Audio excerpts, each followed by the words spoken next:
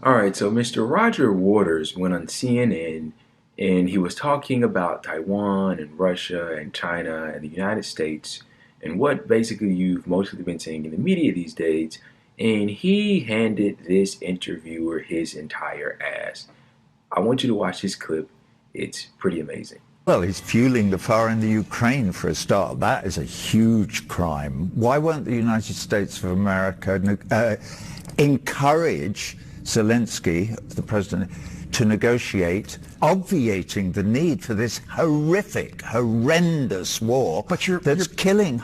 You're blaming. We don't know how many Ukrainians. But you're blaming the party that got invaded. Come on, you've got it reversed. Well, that's you know, any war. When did it start? What you need to do is look at the history, and you can say, well, it started on this day. You could say it started in 2008. Okay, it's this war is basically about the action and reaction of NATO pushing right up to the Russian border, which they promised they wouldn't do when Gorbachev negotiated the withdrawal of the USSR from the whole of Eastern Europe. When you say this, then I have to say, what about our role as liberators? You of all people. You have no role as liberators. World War II? World War II? You got into World War II because Come on. Pearl Harbor.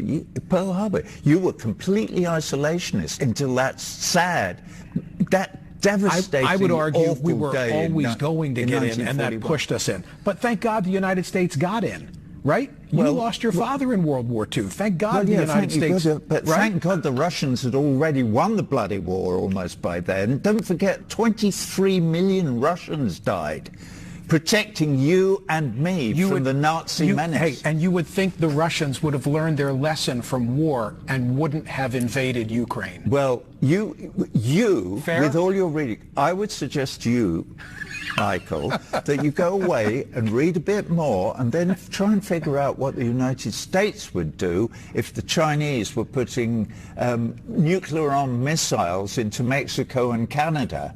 The Chinese are too busy encircling Taiwan as we speak. Okay? They're not encircling Taiwan. Taiwan is part of China. And that's been absolutely accepted by the whole of the international community since 1948. And if you don't know that, you're not reading enough. Go and read about it. Okay. Wow. And what I want to do first before I get into this is read to you what Mr. Max Blumenthal posted as he posted the video that you just watched. He says, "This is the first time I've seen a CNN guest take one of the network's jingoistic half-wits to the woodshed on Ukraine and Taiwan so comprehensively in such a short amount of time, and it was at Roger Waters." So, yeah, that was magnificent, as Mr. Blumenthal just put. That was crazy. So what's so funny to me, before we get into any specifics, if you notice there, the interviewer is doing a job, as they so often do. He's doing his job of parroting the narrative that his network and the people that own it want him to. He's going with the US-led China, Russia is the enemy. Everything we do is in good faith. We're upholders of freedom and democracy, and we're the reason why everything good in the world basically happens. The United States, we're like the Superman of the international community, and we're just trying to fight off all the bad guys. And Russia and China, they're the bad guys, they're the bullies. They're picking on little old Taiwan and little old Ukraine, and we're just trying to stop them from doing that because it's wrong.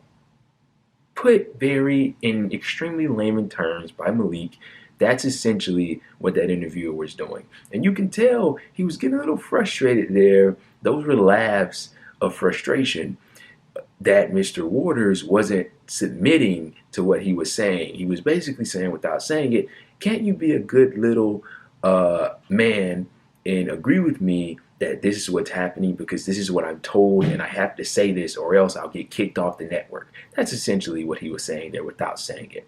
Now, Mr. Waters starts off by saying that the United States is not encouraging peace talks in Ukraine, and he's entirely correct. They haven't been encouraging peace talks in Ukraine since before this entire thing happening. Need I remind you, this didn't start in February with the Russian military operation. It started way before then. You can take it all the way back to 2014 when we backed a coup that overthrew their democratically elected government.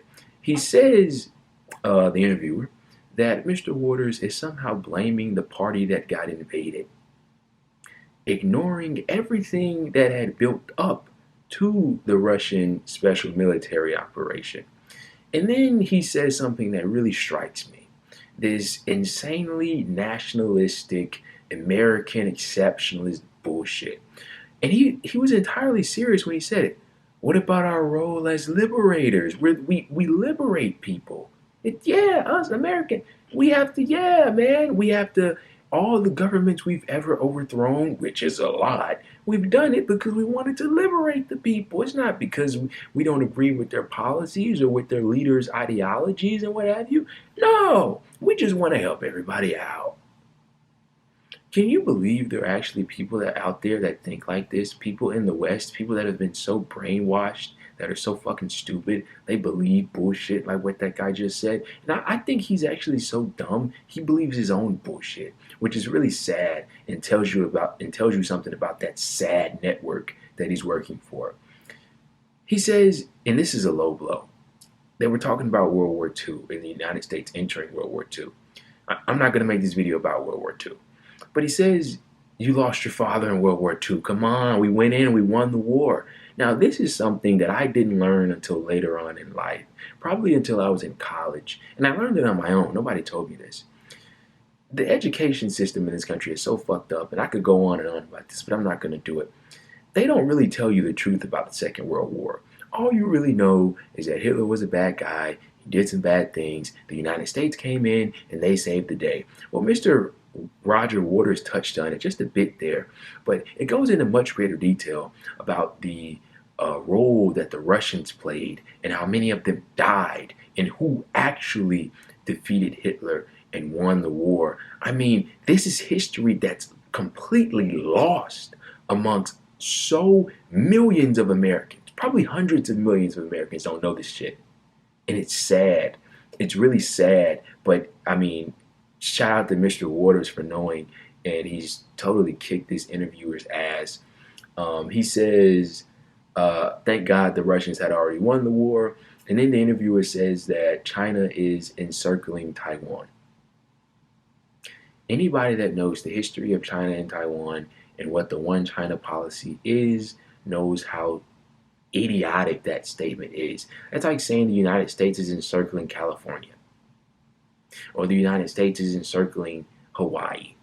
Also, it's funny how he's saying China wants to encircle Taiwan when the entire policy of the United States has been to encircle China, as well as Russia, with expanding NATO all the way up into their borders. But they literally once placed nuclear weapons in Taiwan. They want to make Taiwan, or remake, because it used to be, they want to remake Taiwan into a U.S. satellite so that they can have a place where they can launch and point nuclear weapons at China, because they don't like their policy, and they don't like their leading ideology, and they don't like the fact that they're becoming a challenge to what used to be the unipolar hegemony of the U.S. empire. Of course, Mr. Waters retorts with Taiwan is a part of China. Of course it is. But this video is just a culmination, basically a good poster boy of a person with sense and a person without it.